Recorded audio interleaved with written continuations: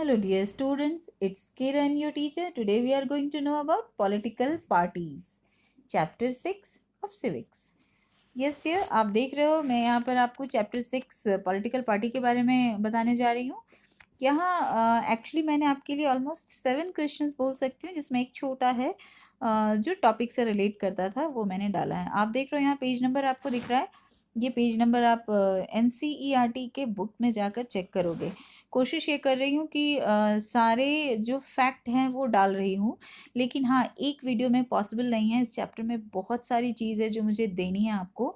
जितना पॉसिबल है वो मैं इसमें डाल रही हूँ। दैट मीन वीडियो के साइज़ को छोटा बनाने के हिसाब से पॉसिबल की बात है। लेट्स सी कहाँ तक जाती हूँ। अब यहाँ पर मैं आपको दे रही हूँ, आपका ये फर्स्ट क्वेश्चन है, why do we need political party. इस क्वेश्चन में आगे बढ़ने से पहले आपको मैं सिर्फ रिमाइंड करवा दूं, जब भी आपने डेमोक्रेसी के बारे में पढ़ा है तो डेमोक्रेसी के बारे में पढ़ते ही आपको पता चला है कि किसी भी डेमोक्रेसी में 2 और मोर देन 2 पार्टीज कंपलसरी हैं, तभी वहाँ डेमोक्रेसी है। तो पॉलिटिकल पार्टी का होना तो बहुत ज़रूरी है। अगर हम कहते हैं कि हमारे यहाँ डेमोक्रेसी है या दुनिया के किसी भी कंट्री में अगर डेमोक्रेसी है तो वहाँ पर 2 या 2 से ज़्यादा पार्टी का होना ज़रूरी है। ये अलग बात है कि कहीं-कहीं इसका इल्यूज़न क्रिएट किया जाता है, जैसे कि चाइना में एक्चुअली 2 पार्टी नहीं है, सिर्फ़ वहाँ एक इल्यूज़न है कि उनके यहाँ 8 पार्टीज़ हैं, जो एक ही पार्टी के सब पार्टीज़ कहे जा सकते हैं। तो आगे बढ़ेंगे, वहाँ पर उन चीज़ों के बारे में बात करेंगे। लेकिन यहाँ पर मैंने इस चीज़ को क्यों उठाया, सो दैट कि आप लिंक करते हुए चलो कि पॉलिटिकल पार्टी की ज़रूरत होगी किसी भी डेमोक्रेटिक कंट्री में। दैट मीन मोर और लेस बहुत सारी चीज़ आपको इसमें वैसी भी दिखने वाली है जो कि आपने डेमोक्रेसी में पढ़ा है। स्टैंडर्ड 9th में भी पढ़ लिया है आपने, और वही चीज़ आप यहाँ कंटिन्यू कर रहे हो। सो यहाँ पर आपको बताऊँ, आप पेज नंबर 72 या 72 या 74 नहीं, 72 टू 74 में चेक करोगे, वहीं से मैं ये दे रही हूँ।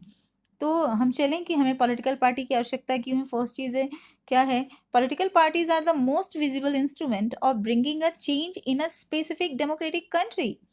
तो पॉलिटिकल पार्टी जो है बहुत ही विजिबल इंस्ट्रूमेंट कहलाया जा सकता है, जिसे देखा जा सकता है, समझा जा सकता है, क्योंकि यही वो है जो ब्रिंग करता है, लाता है चेंज।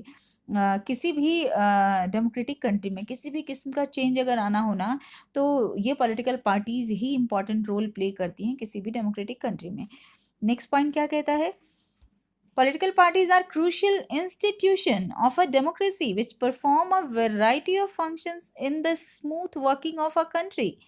तो पॉलिटिकल पार्टी क्या है, बहुत ही क्रूशियल इंस्टीट्यूशन है। दैट मीन इसके बिना कुछ नहीं हो सकता। तो ये परफॉर्म करता है बहुत सा फंक्शंस, जिससे कि किसी भी कंट्री को प्रॉपरली स्मूथ रन कराया जा सके, उसके वर्किंग को स्मूथ किया जा सके। Your next point is, parties play a crucial role in putting forward their policies and programs for the welfare of the general public.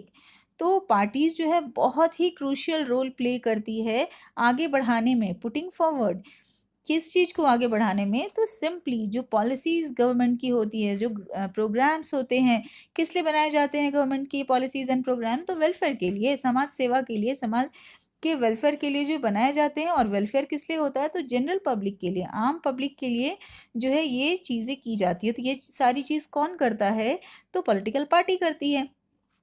Obviously ruling party ज़्यादा काम कर रही होती है, लेकिन हाँ, अपोजिशन का रोल कम नहीं होता, अपोजिशन का रोल भी बहुत इंपॉर्टेंट होता है। ये आपने डेमोक्रेसी में पढ़ा है। अब नेक्स्ट पॉइंट मैं बता दूँ, political parties are also involve in the process of decision making. Political party ही तो है जो कि किसी भी तरह के डिसीजन को बनाने का काम करती है, सहमति क्रिएट करती है। तो इस तरह से पॉलिटिकल पार्टी का बहुत बड़ा रोल है। अब नेक्स्ट पॉइंट को मैं इसलिए बोल रही हूँ नेक्स्ट पॉइंट, क्योंकि ये नेक्स्ट क्वेश्चन होने के साथ जो है ये फर्स्ट क्वेश्चन को भी रिलेट करता हुआ आपको लगेगा, और लगना भी चाहिए, क्योंकि मैं उसी सीक्वेंस में ही आपके लिए वीडियोस बनाती हूँ। तो अब देखो यहाँ भी मैंने वही डाला है, क्योंकि मैंने उसी से ये क्रिएट किया है। What are the functions of political parties? C, political parties के फंक्शंस क्या हैं। अगर इससे पहले मैं आपको याद दिलाऊं कि अगर आपने ये पढ़ा है, जो स्टैंडर्ड 9th में भी आपने पढ़ा है कि किस तरह से जो है रूलर्स रोल अपना प्ले करते हैं, या फिर इंडियन गवर्नमेंट कैसे काम कर रही होती है, रिगार्डिंग डेमोक्रेसी क्या क्या रूल्स बनाए जाते हैं। तो आप सिंपली वैसे ही समझो ना कि यहाँ पॉलिटिकल पार्टी के फंक्शन की बात हम कर रहे हैं, तो ये पॉलिटिकल पार्टी डेमोक्रेसी की ही तो है, तो वो सारे फंक्शन ये परफॉर्म करेगी जो आपने डेमोक्रेसी में पढ़ा है। आप इसे पढ़ोगे तो आपको लगेगा कि ये सिंपली वही सारी चीज़ आप यहाँ पढ़ रहे हो, बस रिलेट करना शुरू करो। अब मैं यहाँ आपको बताना शुरू करूँ कौन कौन से वो फंक्शन हैं। तो the functions political parties performs in a democracy, ये फंक्शंस जो हैं वो परफॉर्म करती हैं कोई भी पॉलिटिकल पार्टी किसी भी डेमोक्रेसी में। तो सबसे पहले वही सारी चीज़, जैसे डेमोक्रेसी की खासियत आपने पढ़ी है ना कि डेमोक्रेसी में कैंडिडेट होते हैं जो इलेक्शन जो है लड़ते हैं, या फिर आई मीन चुनाव जो है होते हैं वो होते हैं, फिर ये कैसे फेयर होता है, वो सारी चीज़ें हम इसमें देखने वाले हैं। तो पहला पॉइंट कहता है candidates are put forward by the parties to contest in elections, यानी कैंडिडेट्स जो भी हर पार्टी का कोई ना कोई कैंडिडेट होता है एरिया वाइज, तो वो कैंडिडेट उतरते हैं और वो इलेक्शन लड़ते हैं। तो पार्टी का पहला काम तो यही हुआ। आप देखो ये डेमोक्रेसी से मैच होता है या नहीं। सेकेंड पॉइंट कहता है parties put forward different policies and programmes and the voters choose from them. जो पार्टीज होती हैं वो अपने सारे पॉलिसीज को जो है पुट फॉरवर्ड आगे बढ़ाती है, जितने भी पॉलिसीज एंड प्रोग्राम्स होता है वो जनता के सामने रखती है, एंड वोटर्स जो है जनता जिसको आप बोलते हो वोटर, तो वो चूज़ करते हैं कि भाई किसे हमें वोट देना है। अब मैं यहाँ थोड़ा और एक्सप्लेन करूँ तो यहाँ मैं आपको ये बता रही हूँ जो मैंने आपको स्टैंडर्ड 9th में पढ़ाया है कि इलेक्शन कैंपेन के दौरान क्या होता है। चुनाव प्रचार जब होते हैं तो पार्टीज अपना अपना एक मैनिफेस्टो प्रिपेयर करते हैं कि भाई इस बार अगर हम विन करते हैं तो ये काम करने वाले हैं, वो काम करने वाले हैं, तो एक अपना वो लिस्ट प्रिपेयर करती है, ठीक है।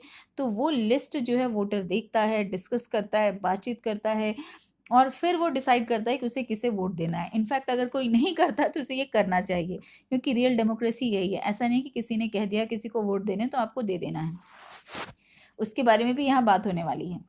हालांकि इसी वीडियो में शायद मैं नहीं दे पाऊंगी क्योंकि वो बहुत इंपॉर्टेंट टॉपिक है। देखती हूँ आगे नेक्स्ट क्वेश्चन की I mean sorry next point की तरफ आगे चलूँ। Parties plays an important role in making laws for a country and run government. ये पार्टी ही तो हैं जो इम्पोर्टेंट रोल प्ले करती है देश के लिए कानून बनाने में और सबसे बड़ा काम गवर्नमेंट को रन करने में। तो इस तरह से पार्टी का होना बहुत ज़रूरी है। पार्टी बहुत इम्पॉर्टेंट क्रूशियल रोल जो है प्ले करती है। जो यहाँ मैंने बस कुछ चीज़ों को ऐड कर दिया है एक साथ, लेकिन हाँ अगर ये 5 मार्क्स में आता है तो इसे एक्सप्लेन करेंगे। बहुत ज़रूरी है क्वेश्चन आंसर्स को पॉइंट वाइज लिखना।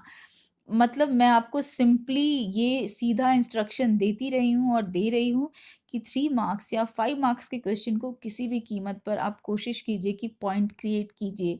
बहुत सही रहता है, कम चीज़ में भी बीइंग टीचर मैं बता सकती हूँ, आसानी से मैं मार्किंग दे सकती हूँ।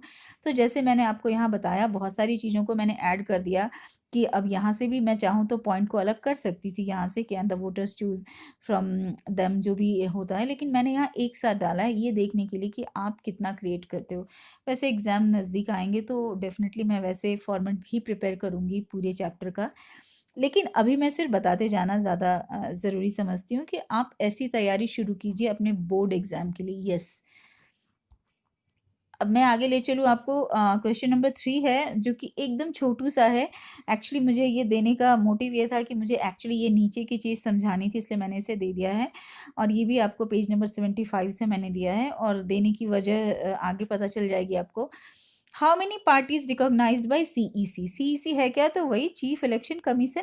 और हाँ यहाँ मैं एक चीज़ बता दूँ, चीफ इलेक्शन कमीशन है हो सकता है, या ईसी भी खाली कहा जा सकता है, दैट मीन इलेक्शन कमीशन, या फिर इंडिपेंडेंट इलेक्शन कमीशन भी कहा जा सकता है। मैंने यहाँ राइट डाउन तो नहीं किया लेकिन मैं एक्सप्लेन कर रही हूँ आपको। तो कितनी सारी पार्टीज़ हैं जो कि सीईसी के द्वारा रिकॉग्नाइज की गई है हमारे देश में। तो पहले तो आप ये समझ लो कि more than 750 parties, more than sorry मैंने गलत बोला, मोर देन 750 पार्टीज़। तो 750 पार्टी से ज़्यादा पार्टी को रिकॉग्नाइजेशन दिया गया है इलेक्शन में पार्टिसिपेट करने के लिए। और एक्चुअली हमारे यहाँ रियल डेमोक्रेसी है, तो अगर किसी को कोई पार्टी अगर नहीं भी दे रही है टिकट विन करने के लिए, या फिर कंटेस्टेंट बना रही है, तो वो आदमी अपना एक जो है इंडिपेंडेंट उम्मीदवार भी बन सकता है, जिससे कि निर्दलीय जिसे आप कहते हो। तो वैसे भी यहाँ पर है, यानी ये 750 में वो भी शुमार हैं। अब मैं आगे आपको ले चलूँ, ये बस मैंने ये दिया क्योंकि बड़ी बड़ी चीज़ आप देख लेते हो और छोटी सी चीज़ छूट जाती है, इसलिए मैंने इसे डाल दिया है। And your next question is how can a political party recognise. यहाँ पर मैंने दिया कि यहाँ इस क्वेश्चन में मैंने आपको दे दिया है दो क्वेश्चन एक तरह से कि कितनी पॉलिटिकल पार्टी है और कौन इसे रिकॉग्नाइजेशन देता है। तो रिकॉग्नाइजेशन देने वाले हमारे चीफ इलेक्शन कमीशन होते हैं जो कि इंडिपेंडेंट होते हैं। अब बात आती है कैसे देते हैं, किस मतलब किस बिहाफ पर किसी पार्टी को हम नेशनल या स्टेट का दर्जा देते हैं। आई मीन टू से हम नहीं देते, चीफ इलेक्शन कमीशन देता है। तो कैसे, तो वो मैं यहाँ आपको बता रही हूँ, आप देख लो। हालांकि मैं यहाँ पेज नंबर डालना भूल गई हूँ लगता है, बट मैं आपको कोशिश करती हूँ दिखा दूंगी। How can a political party recognises, कैसे एक पॉलिटिकल पार्टी रिकॉग्नाइज होता है। तो registered party is recognised as a national party. तो जिस पार्टी को रजिस्टर्ड कर दिया जाता है वो नेशनल पार्टी या स्टेट पार्टी के नाम से जानी जाती है। Only if it fulfil the following conditions. किसी पार्टी को नेशनल या स्टेट बनाने से पहले या रजिस्टर इस लेवल पर पहुंचाने से पहले उसे इस रिक्वायरमेंट को पूरा करना होगा। देखिए कौन सी रिक्वायरमेंट है, तो यहाँ मैं बता दूं आपको कौन सी ये रिक्वायरमेंट है। तो ये जो है आपको मैं दिखा रही हूँ, अ party that secures at least 6% of total votes. ध्यान से सुनना, ये बहुत इंपॉर्टेंट है। छोटी सी चीज़ दे रही हूँ, हालांकि यहीं मैं आपको बता दूँ यहाँ मैं बहुत थोड़ी सी चीज़ दे रही हूँ। इसके कई ऑल्टरनेटिव भी अवेलेबल है लेकिन आपके बुक में इससे ज़्यादा नहीं है, इसलिए मैं आपको बहुत ज़्यादा एक्सप्लोर नहीं कर रही हूँ सो दैट कि आप कंफ्यूज ना हो। देखूंगी अगर पॉसिबल होता है तो मैं अलग से उसके लिए कोई वीडियो प्रिपेयर कर दूंगी, क्योंकि ये क्लास वाइज मैं बना रही हूँ और मैं चाहती हूँ कि सारे स्टूडेंट्स को समझ में आए। और यहाँ पर मैं बता रही हूँ आपको कि एक पार्टी सिक्योर करता है एटलीस्ट कितना वोट, 6% वोट। ध्यान से देखना, कोई एक पार्टी अगर 6% total votes in an elections to the legislative assembly of state. Legislative assembly of state का मतलब ही एमएलए बनने के लिए जो होता है स्टेट में जो चुनाव होते हैं, and win at least two seats is recognised as state party. यानी कोई एक पार्टी अगर उसे 6% टोटल वोट में से मिल गया है किसी एक इलेक्शन के लेजिस्लेटिव असेंबली में, दैट मीन एमएलए का जो चुनाव होता है स्टेट में जो चुनाव होता है, तो फिर वो और कम से कम उसने 2 सीट जीत लिया है तो उस पार्टी को हम स्टेट पार्टी का दर्जा देते हैं। ठीक है, अभी मैं आपके बुक से उसे चेक करवा दूंगी। और उसके बाद आप देखें सेकंड पॉइंट आप देख लो, फिर मैं कोशिश करती हूँ कि आपके बुक से आपको दिखा दूँ। अ पार्टी दैट सिक्योर एटलीस्ट 6, दोनों में सेम है, थोड़ी थोड़ी सी चेंज है। ठीक है, जो चेंज होगा वो मैं हाईलाइट करती हूँ।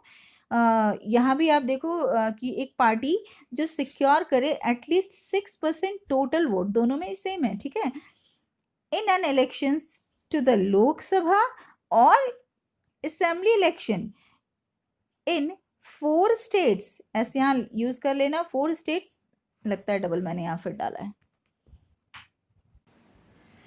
आप यहाँ देख रहे हो कि 4 states and win at least 4 seats. दोनों में ही आप ध्यान से देखोगे कि 4 states and 4 seats is recognised as national party. अब एक बार फिर से आप देखो, बहुत ज़रूरी है। पहले वाले में मैंने क्या बोला, स्टेट पार्टी के लिए, और दो पार्टी मैं बता रही हूँ, state party and national party.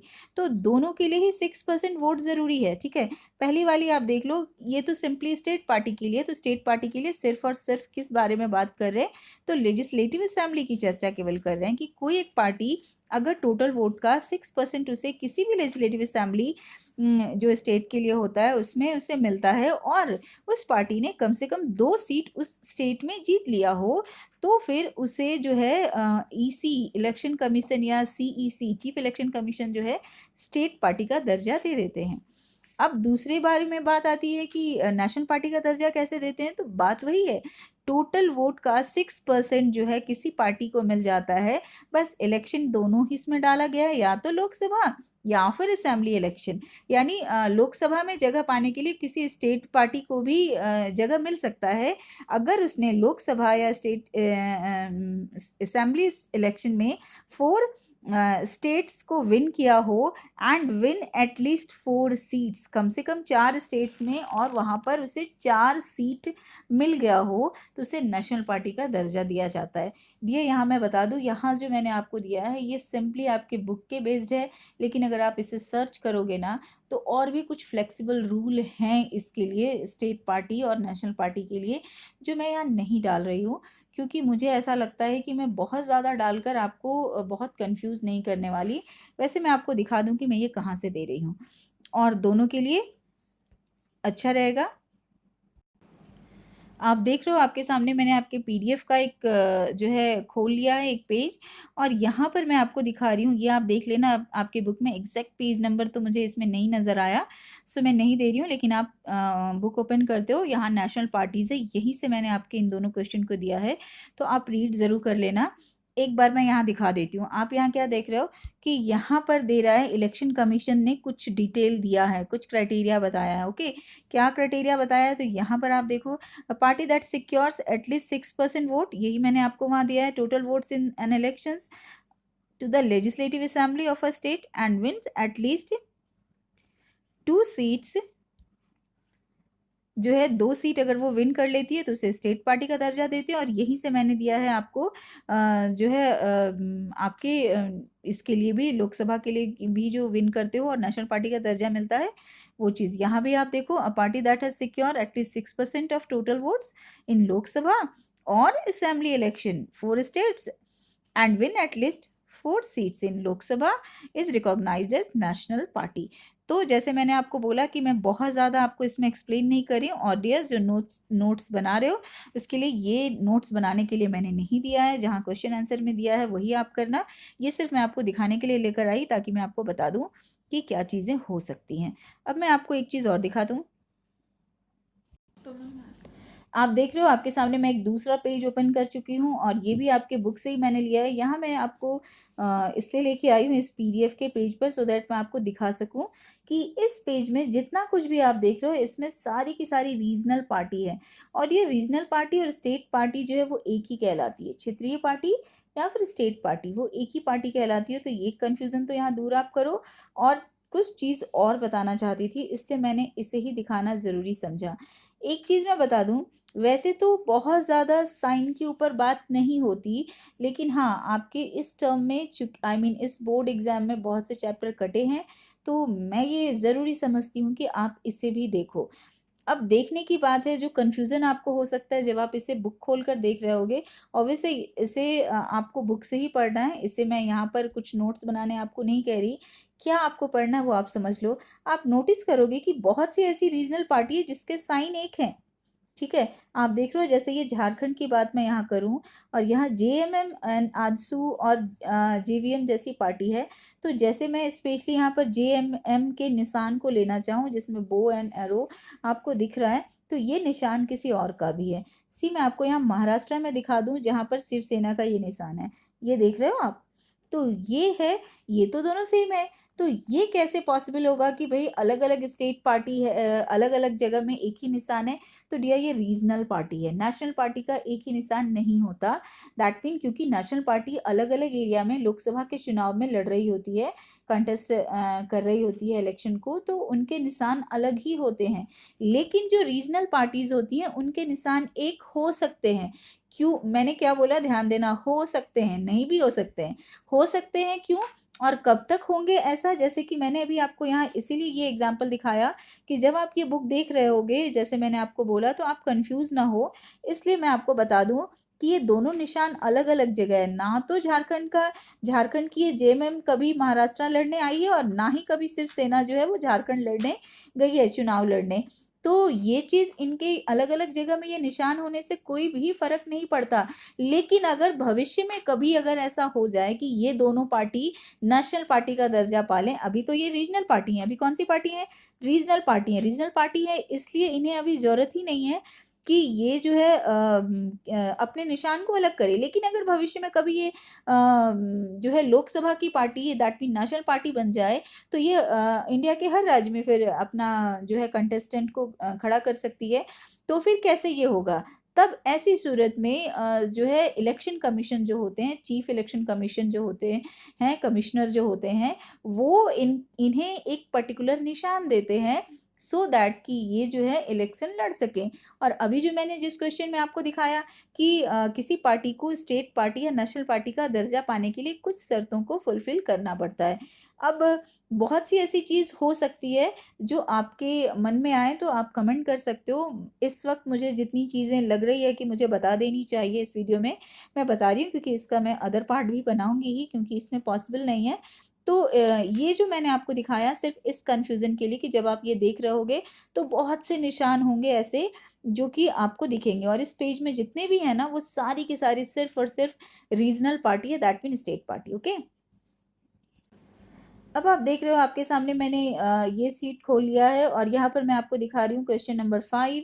और ज़्यादा कुछ अलग नहीं बताने वाली हूँ, जो कुछ मैंने अभी बताया है उसी को मैं यहाँ एक्सप्लेन कर रही हूँ, क्योंकि इस चैप्टर को समझना बहुत ज़रूरी है। क्योंकि आप जानते हो इलेक्शन के फॉर्मेट को, लेकिन कुछ छोटी छोटी ऐसी बारीकियाँ हैं जिसे जान लेना ज़रूरी है।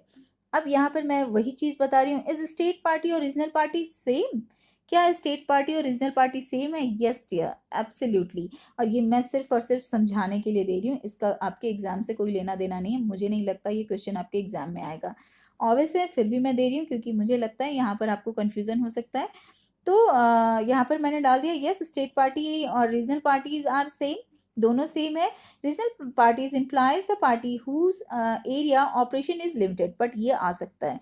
ये मैंने क्यों दिया है कि अगर ये छोटा सा पूछा जाए कि रीजनल पार्टी क्या है, तो उसके आंसर के लिए आप ये डालोगे। यहाँ मैंने एक तरह से ये स्टेटमेंट डालकर ये साबित करने की कोशिश की है कि दोनों सेम है और आपको हमेशा याद रहे। तो ये क्वेश्चन तो नहीं आया कि इज स्टेट और रीजनल पार्टी सेम, क्योंकि ये माना जाता है। बट मैंने अपने प्रीवियस टीचिंग पीरियड में नोटिस किया है कि बहुत से बच्चों को ये कन्फ्यूज़न होता है कि स्टेट पार्टी और रीजनल पार्टी क्या है। तो प्लीज़ ये कन्फ्यूज़न ख़त्म कर लो। अब ये जो है 1 मार्क्स के क्वेश्चन के लिए आएगा। ऑफ कोर्स आपको देखने में बड़ा लग सकता है, लेकिन इतना ज़रूरी है। दैट मीन्स स्टेट पार्टी और रीजनल पार्टी जो है उनका वजूद नहीं होता पूरे देश में, वो सिर्फ एक पर्टिकुलर एरिया में होती है, स्पेसिफाइज एरिया में होती है। जैसे मैंने अभी 2 पार्टी का एग्जांपल आपको दिखाया, जेएमएम एंड शिवसेना के बारे में बताया। जेएमएम झारखंड की है और शिवसेना जो है वो महाराष्ट्र में है। तो ये दोनों का वजूद उस एरिया में ही है, अलग अलग एरिया में है।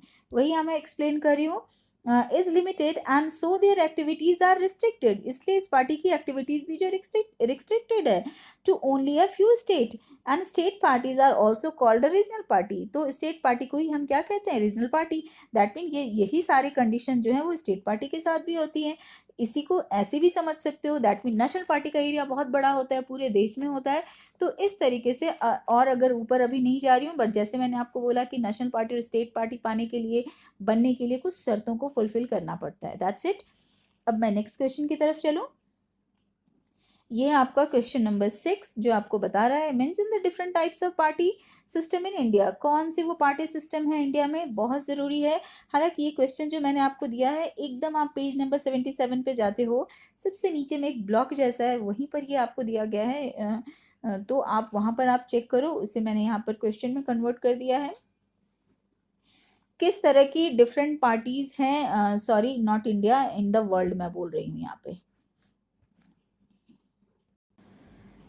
ओके डियर, आप यहाँ देखो, यहाँ मैंने वर्ल्ड कर दिया क्योंकि यहाँ मैंने उस वक्त इंडिया टाइप कर दिया था बाय मिस्टेक। अब यहाँ पर आप देखो कि mention the different types of party system in world. किस तरह का पार्टी सिस्टम है वर्ल्ड में या फिर दुनिया में। वैसे तो यहाँ मैंने सिर्फ 3 ही दिया है, लेकिन 5 होते हैं। पूरी दुनिया में 5 बताए गए हैं एटलीस्ट आपको, लेकिन आपकी बुक में 3 ही है, इसलिए मैंने सिर्फ 3 को ही किया। तो आपको मैं यहाँ 3 ही एक्सप्लेन कर रही हूँ। तो पूरी दुनिया में एक्चुअली ये 3 तरह की होती हैं। पहले वो आप देख लो, 1 party system, 2 party system and multi party system. Of course हमारे यहाँ तो मल्टी पार्टी सिस्टम है। इन दोनों के बारे में देख लें, इनफैक्ट तीनों के बारे में देख लें। पहला हम देखिए 1 पार्टी सिस्टम क्या है। तो 1 पार्टी सिस्टम क्या है? A system in which a single political party has the right to form the government. Simply इसका नाम ही आपको बता रहा है कि 1 पार्टी सिस्टम में सिर्फ यही होता है कि किसी एक पार्टी को ही अधिकार होता है कि वो गवर्नमेंट बनाए। तो अभी मैं थोड़ी देर पहले बता ही रही थी, चाइना में एक पार्टी सिस्टम है, 1 पार्टी सिस्टम है। सेकेंड पॉइंट है usually based on existing constitution. हालांकि उनके यहाँ ऐसा है, तो ऐसा नहीं है कि वो अपने मन से करें, उनके कॉन्स्टिट्यूशन में ही कुछ ऐसा प्रावधान होता है। और where only one party has the exclusive control over the political power। और इसमें होता यही है कि एक ही पार्टी का पूरा पॉलिटिकल पावर के ऊपर कंट्रोल होता है। यहाँ पर मैंने एग्जाम्पल दे दिया है, China has only one party system. उनके यहाँ कम्युनिस्ट पार्टी ही है, और वैसे बताते हैं वो कि उनके यहाँ 8 पार्टीज है, बट पार्टी सिर्फ उनकी एक ही है, उन्हीं की सब पार्टीज हैं। दैट मीन जब भी वहाँ गवर्नमेंट बनने वाली है वो कम्युनिस्ट गवर्नमेंट ही बनने वाली है।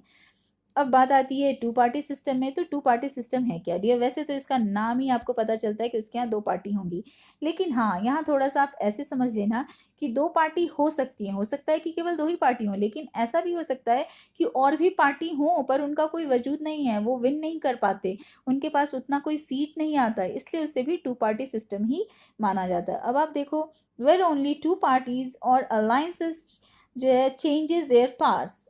इसमें क्या मैंने बोला कि इसमें क्या होता है, या तो 2 पार्टी या फिर अलायंसेस जो मिलकर बनती है। अलायंसेस दैट मीन 2-4 पार्टी मिलकर गवर्नमेंट बनाए, क्योंकि एक पार्टी को बहुमत नहीं मिलता तो भी हो सकता है कि वो 2 पार्टी हो। जैसे अगर हम लोग अपने कंट्री की बात करें तो हमारे यहाँ है ना यूपीए और NDA, that mean United progressive alliances और नेशनल डेमोक्रेटिक अलायंसेस, जो कि एनडीए में बीजेपी मेन पार्टी है, यूपीए में कांग्रेस मेन पार्टी है।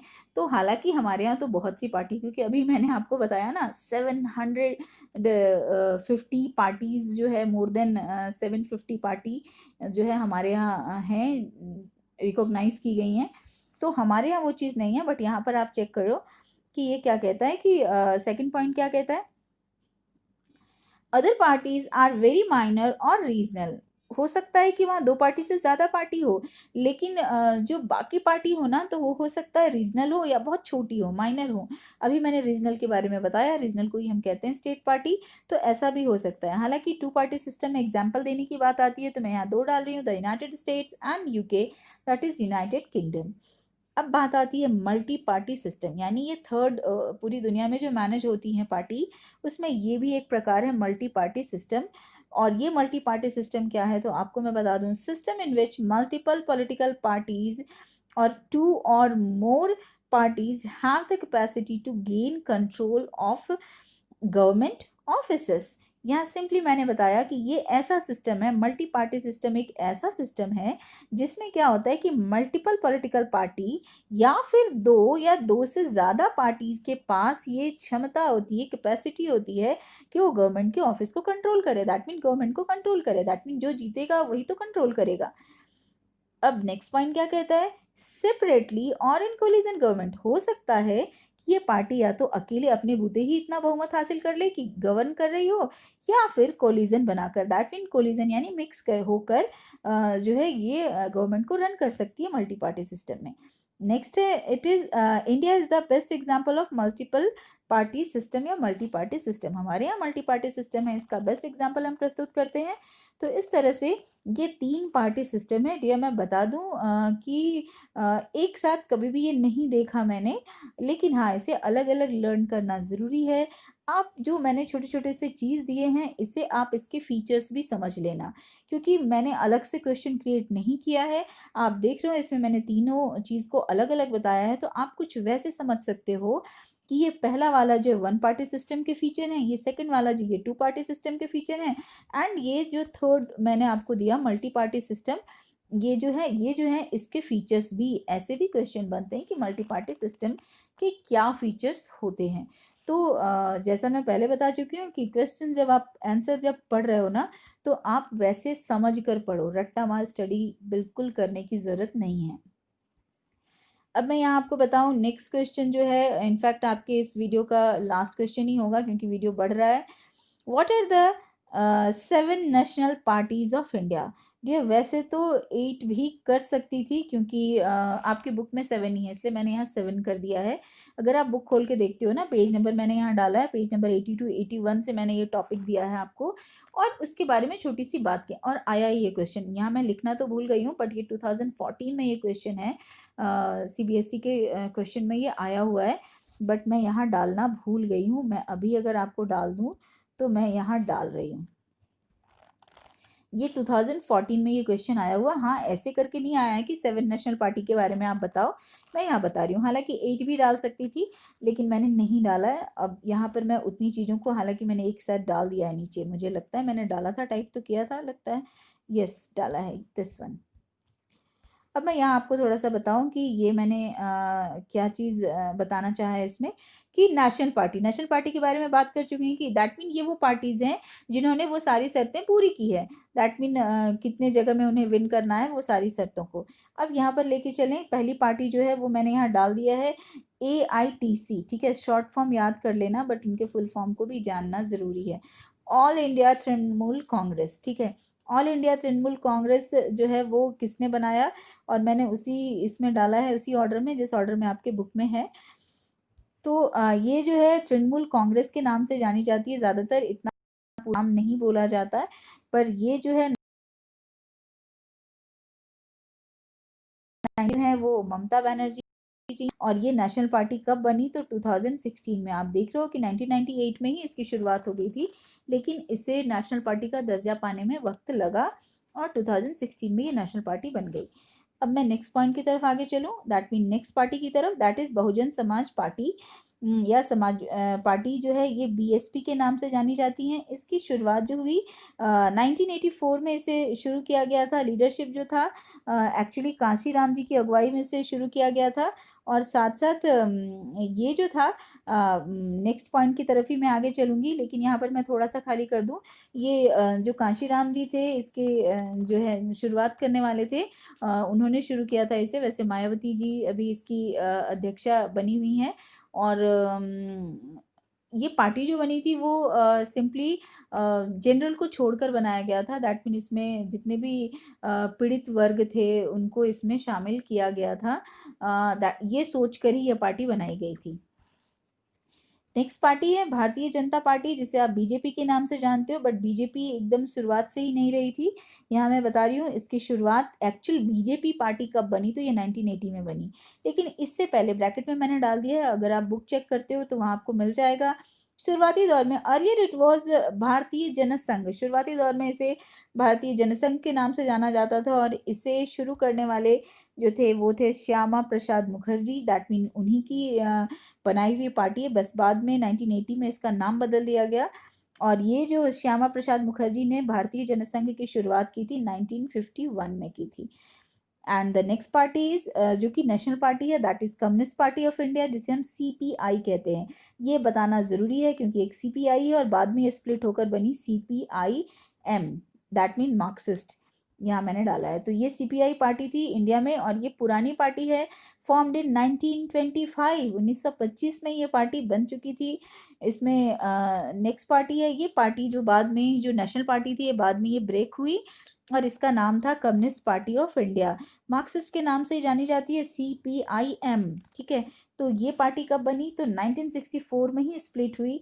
Enjoys strong support in West Bengal, Kerala and Tripura. इस पार्टी का जो है बहुत बड़ा सपोर्ट इन एरिया में है। इनफैक्ट वेस्ट बंगाल में तो इन्होंने लगातार 34 ईयर्स जो है रूल भी किया था विदाउट ब्रेक।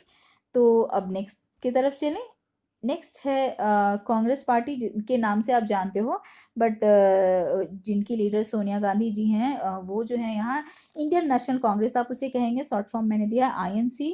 ये ओल्डेस्ट पार्टी कंसीडर की जाती है। ऑफ कोर्स ये 1885 में ही शुरू हो गई थी, और ये जो था उसके बाद इस पार्टी का से ही टूटने के बाद, दैट मीन ये पार्टी ही स्प्लिट होता है और एक नई पार्टी बनती है जिसका नाम है नेशनल कांग्रेस पार्टी, जिसे हम किस नाम से जानते हैं, NCP के नाम से जानते हैं, जिसके लीडर जो हैं एक्चुअली शरद पवार जी हैं। ये पार्टी कब बनी, नेशनल कांग्रेस पार्टी बनी 1999 में बनी, आफ्टर स्प्लिट इन INC।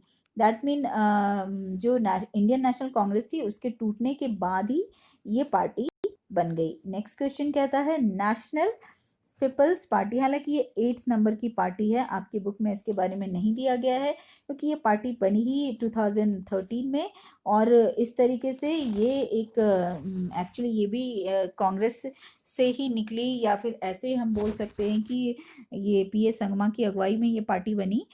और एनपीपी के नाम से इसे हम जानते हैं। तो ये आपको मैंने बस डाल दिया है, ये आपकी बुक में नहीं है, आप इसे स्किप कर सकते हैं।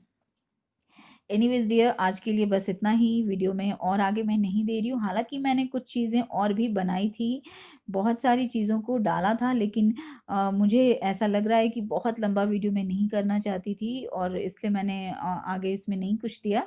सो आज के लिए बस इतना, और चलो bye, have a nice day, take care dear.